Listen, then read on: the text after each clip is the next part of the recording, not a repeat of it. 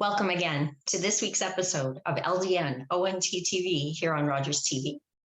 I'm your host, Bronagh Morgan, and I also had the pleasure of hosting the debates. I was a co-moderator of the debates in the provincial election just this past month, and I also got to help moderate a panel of experts on provincial election night recently, so June the 2nd. And interestingly enough, that panel, we went off the air after an hour and a half because the results came in very quickly. Most people were unsurprised by the results of that election. And so we didn't get a ton of time to dive into a lot of, I think, ideas that people in London, Southwestern Ontario, all over the place really would love to kind of talk about. There was a lot of things that we just really didn't get to talk about during this election. And so we are very fortunate to have convinced our political science expert panelist to visit us here on LDN ONT TV today. His name is Matt Farrell. So Matt is a professor of interdisciplinary studies at Fanshawe College, politics enthusiast. So he is joining us from his, I think, little vacation from teaching, but he's just like somebody who's very knowledgeable and enthusiastic about our electoral system and all things politics. So thanks so much for taking the time to be with us today, Matt. Thank you very much, Bronagh. My pleasure to be here. Absolutely. So election night, I guess let's go back to the results that I think a lot of people, I had asked some of the people on the panel, what your prediction might be, and pretty much shook out the way most people were expecting it to be. So if anybody has not been following politics, another Conservative majority, so 4 more years of Premier Doug Ford and the Conservative government taking care of business in Ontario. Reaction from you, Matt?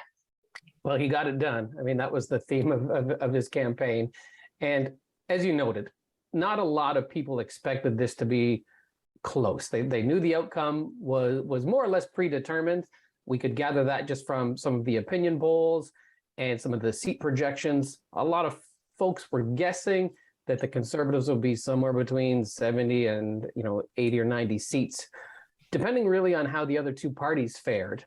And so yeah, there wasn't a lot of surprises. I think we were surprised that the call was made so early. We thought there might have been a tiny bit of, if not suspense, at least a little bit of a delay to drag it out for us. But the decision was made pretty early. And I think maybe the biggest surprise would have been the Liberal performance. I know last time around, the NDP really excelled, and that was at the expense of the Liberals. The Liberals didn't do so hot in 2018. And so there was a lot of attention, given to the fact they've got a new leader, and maybe this will, re-energize them, maybe capture some of those ridings that they would have lost to both the NDP and the PCs. And that really didn't come to bear at all. The Liberal turnout was bad. The turnout for the whole election was really, really bad overall. But the Liberals in particular, there was even some ridings where, compared to 2018, the Conservative vote was way down, the NDP vote was down a little, and the Liberals couldn't win any of those ridings. They were down too. And so it was really just, I think, just kind of almost like a hollowing out of their support. And so that was probably the biggest surprise of the evening. Yeah, things got wrapped up pretty early and left us sort of looking around. And then we got the curtain came down. Absolutely, which was nice for an earlier bedtime for me. But for the electorate, it was, I think, a historically low turnout in terms of how many people who are eligible to vote actually voted this time. And I know in a year where we had a federal election just a few months ago, we've got a municipal election coming up. You're a professor at a college, so there's probably student votes happening. So many things that people are asked to, I guess, educate themselves about and make informed choices about. And a lot of people have just decided to take a hands-off approach. Reaction, like, what's the cause and what can we do about this? There's definitely some fatigue. We had a lot of elections since 2018, 2 federal elections, 2 provincial elections, got a municipal one coming up. That does factor into it. Elections are highly contextual events, right? There's a lot of, they vary depending on what's happening at the time, even the time of year, going into the summer, coming out of a pandemic. Were folks really looking forward to doing this again, another election? And that could be one reason why turnout was so low. I mean, catastrophically low. I think in all of Canada, probably one of the second or third lowest turnouts in the history of the Federation. So not great, but yeah, you do sort of, if you're going to attribute it to anything, and I think I'd make two guesses. That would be one of them, is just the fatigue. We've had a sort of really rapid sequence of elections, it seems. Municipal one coming up, Conservative leadership race. I mean, it's election overload. And so for folks that, don't eat and drink politics, which is most of the population, that's a lot to ask them to tune in and care about something when there are real problems in their life that they're concerned about. They're trying to get back to normal, maybe get back to their workplace. And in an election when the outcome didn't seem like it was, there was a lot of suspense to it. Right. That was a big ask to get people to pay attention to that. Right. So I think that was what was potentially one factor. Now, there was also just there wasn't an overwhelming issue that was galvanizing people either. And I think, just the candidates in general, there were not a lot of candidates and leaders for that matter that really did that really made the election tangible to voters. I mean, the closest we had was probably the Ford campaign and the idea of getting it done, and just the whole ethos of, hey, I'm a guy that fixes it. I'm a regular guy. I use notes at a debate just like many of you folks would, right? There wasn't a lot of that. And I think there is space for that right now. Even in the London area, we see some candidates that were academics. And I just wonder if that's really what the electorate wants. I don't know if we need like a Bernie Sanders kind of candidate or campaign or party or movement, but I feel like there was an appetite for somebody that was a little closer in terms of understanding the experience of the average voter, rather than kind of more political elite academic types. I mean, do we want candidates that have never really had a job outside of politics? I don't know if the public really wants that. We're seeing more and more of those folks that are coming into politics from politics. They've worked in a riding association, they've worked on Parliament Hill or something, and now they're taking over for the MP. And I don't know if that's really what folks want. They like to identify with somebody that can speak to their experience too. And so I think there was maybe room for those types of candidates or leaders, especially in terms of the Liberals.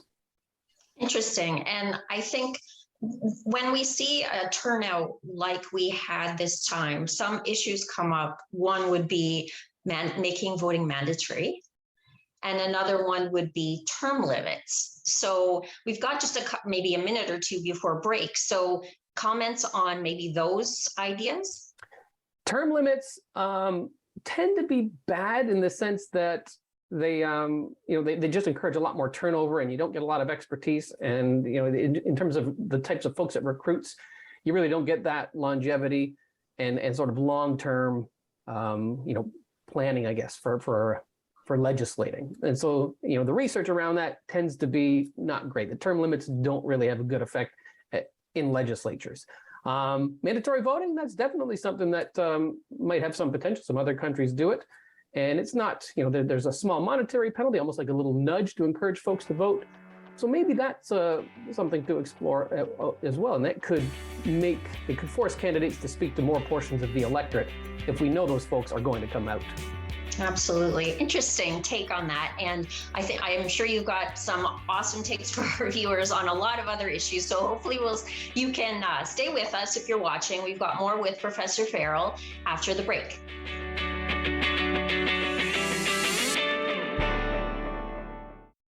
This program is brought to you by the following sponsors.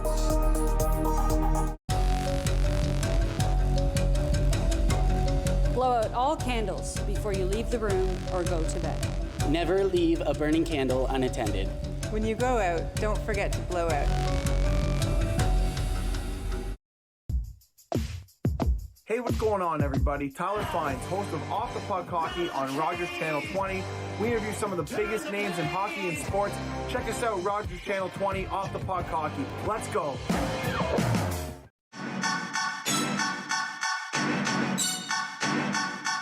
Imagine an attack scenario, walk into your car, late at night, your attacker comes from behind, grabs you in a nice, strong, tight bear hug.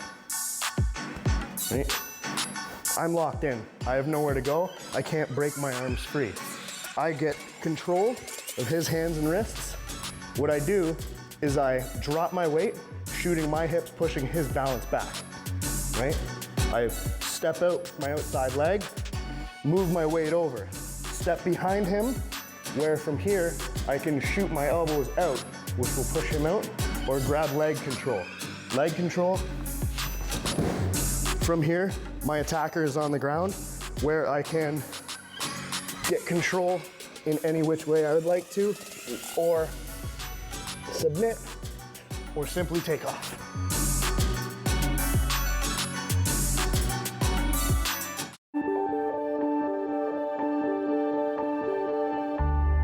You're watching Rogers TV, London.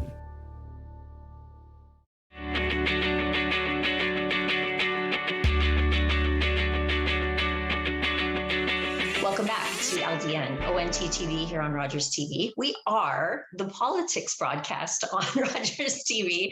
I'm your host, Bronagh, and so today we're really taking a deep dive into politics in the wake of the provincial election with Professor Matt Farrell from Fanshawe College. So, Matt, one of the things we didn't really get to cover a lot of during that kind of short panel discussion that we had on election night were, what were the issues that just surprisingly were not a big deal during the campaign? They just really didn't come up.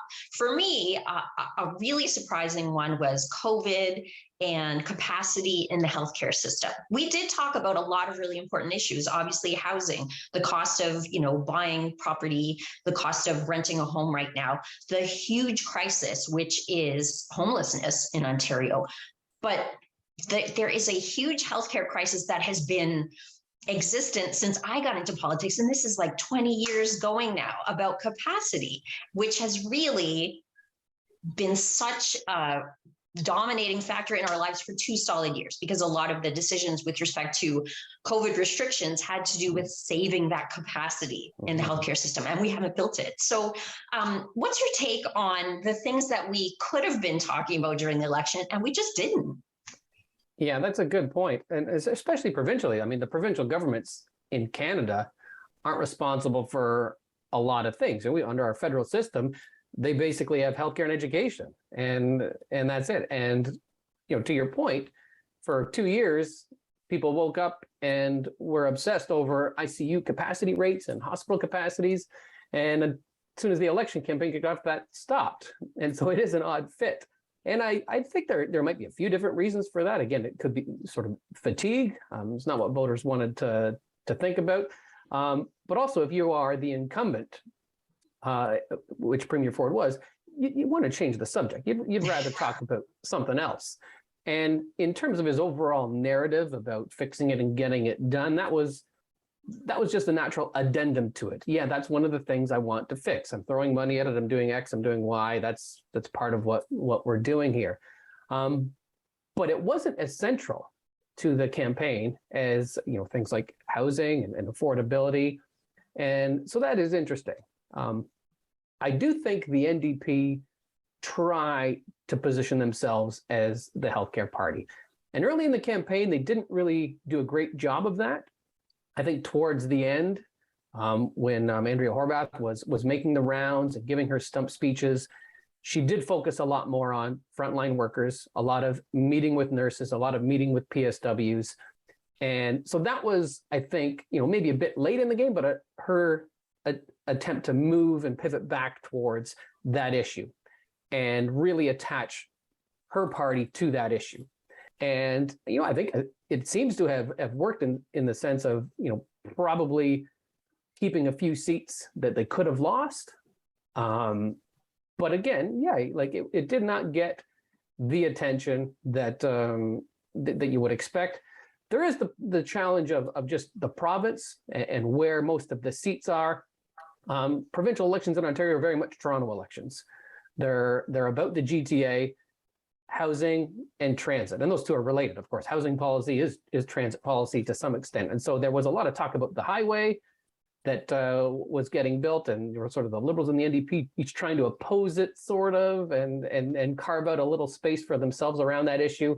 But yeah, healthcare, education didn't really show up as dominant issues like they do. And for the Liberals, I mean, education is typically their core issue. You know, teachers' unions tend to be friendly to Liberal governments, and they didn't really do a great job either of trying to make that into the issue. And it allowed the Progressive Conservatives to sort of define the campaign around really just the leader and his attributes and his ability to do things and to build things and to help things and get things done.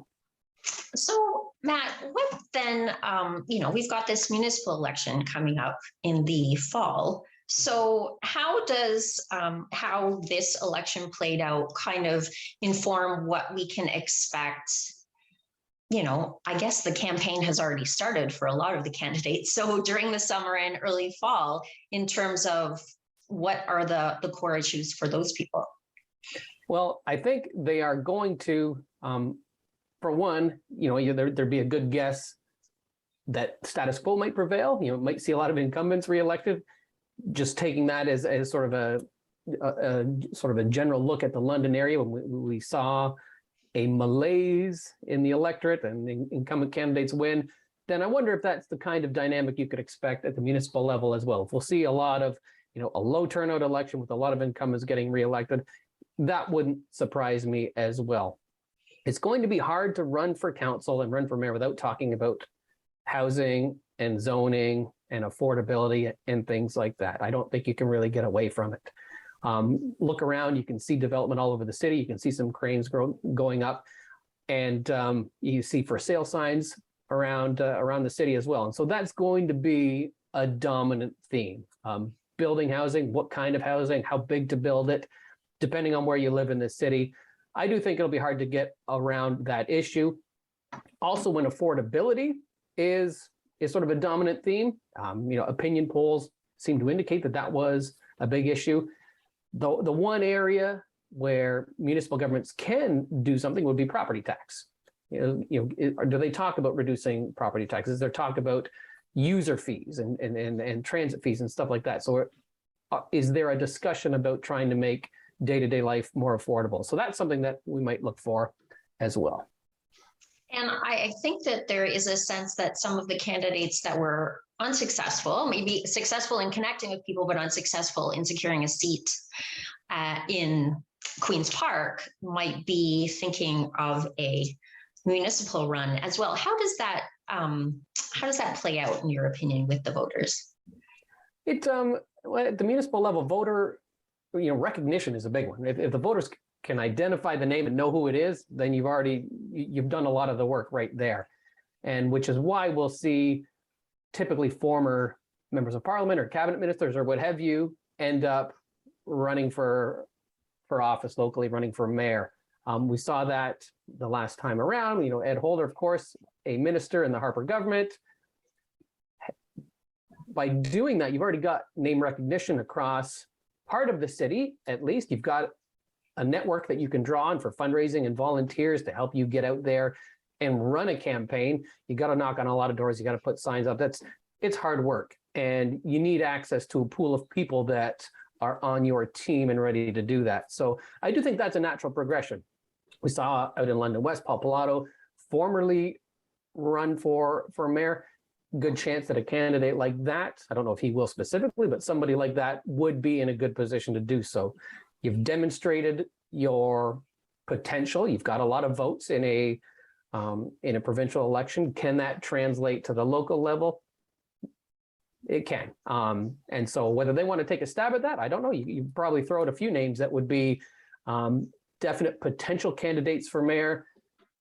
Again, you've got access to resources, you've got access to volunteers. The big question is, do those folks want to do it again? You just asked them to pour a lot of energy into a provincial election campaign. do you want to do that again municipally, and are they going to be willing? I'm not sure.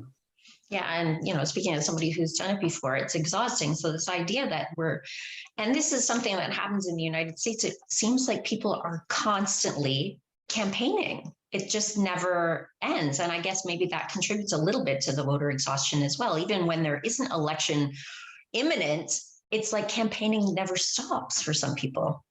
And in the digital space too, you're getting bombarded with emails for donations and for fundraising and to try and join leadership campaigns. And there are lots of different avenues, different people trying to connect with voters, trying to, piggyback onto each other's mailing lists, whether it be local politicians, whether it be people running for school board, what have you. That's a lot for voters to take too. Even though it's a passive thing, it's digital, you're still being bombarded with these types of messages, whether it be through Facebook or through email or what have you. And so it's not great, I guess, for getting folks to be sympathetic when you're harassing them repeatedly for money and for their time.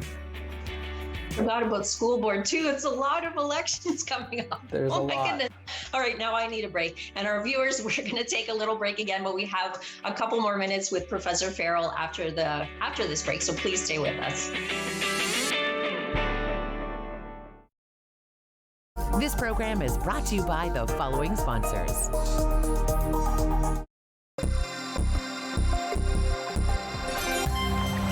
Launching a canoe from a dock is a simple procedure. The paddle partner should climb aboard by placing one hand on the dock for balance and the other on the outside gunwale of the canoe.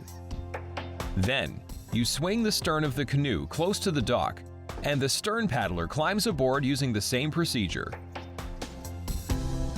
Once settled, push away from the dock and paddle away.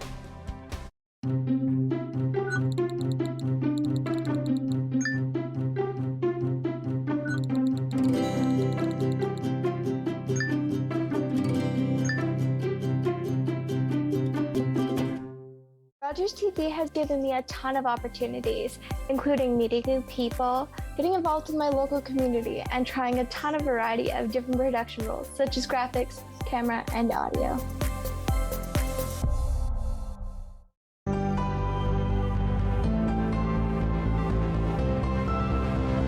This is Rogers TV.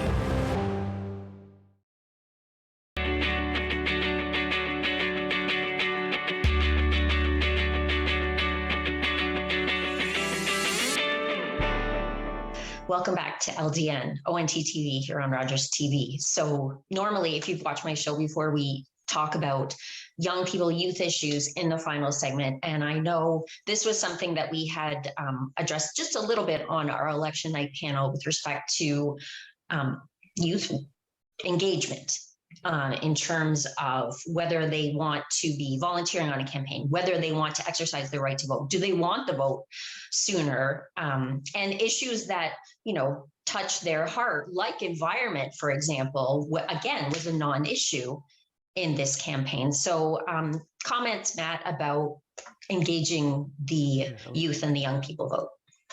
I think it's important to engage everybody. The idea behind representative government is that we elect a body of fellow citizens that can represent us and make collective decisions on our behalf. If a big chunk of the population that all shares the same characteristics, if they're not voting, and by definition, that government is not representative. And that's definitely the case with younger voters. I mean, depending on where you want to cut it off, under 24, under 35, I like to do it at 45. You have two very different electorates at the 45-year mark, under versus over. And yeah, that is a problem. And if you look around, even federally, provincially, and locally, housing is the issue. And well, if you're somebody that is still in school or maybe just graduating, paying off student loans, that's probably not your number one issue, right? You've got a host of other issues to care about and that are important to you. And so that's part of it, is that politicians really just don't speak to the issues that students care about, or it's not just students, but younger folks, people that are trying to get into the workforce, people that are trying to pay back student loans, whatever it happens to be. That's not something that most campaigns are geared towards. Now, you mentioned the environment. Environment is one of those issues that does skew younger. Younger voters do care more about that than older voters. And in the 2015 federal election, Justin Trudeau was able to do that successfully. You know, that was a big part of his appeal.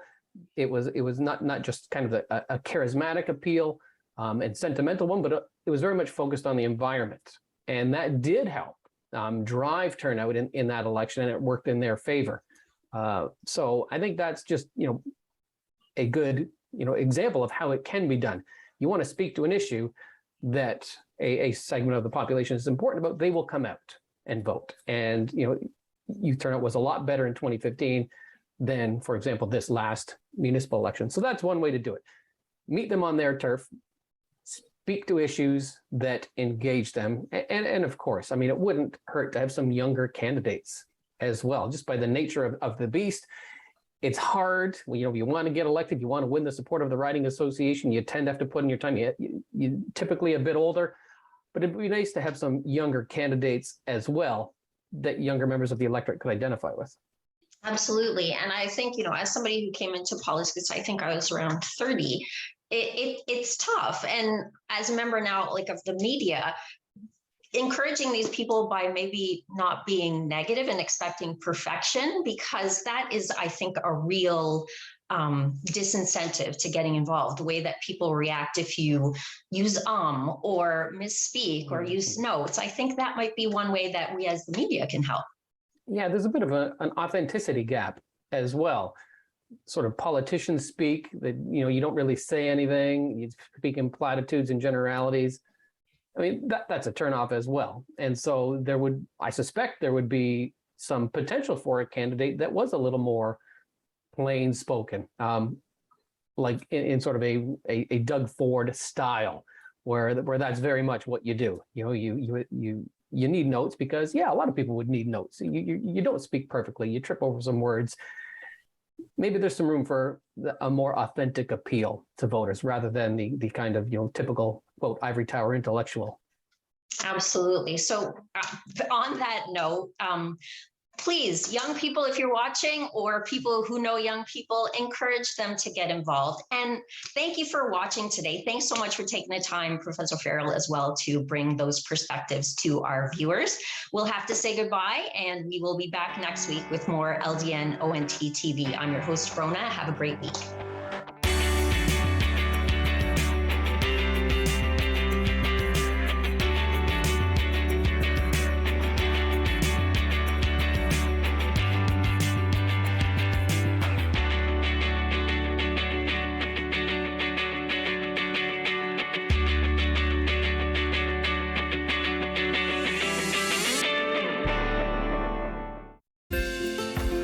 Call the Rogers TV viewer response line, email us, or connect with us on social media.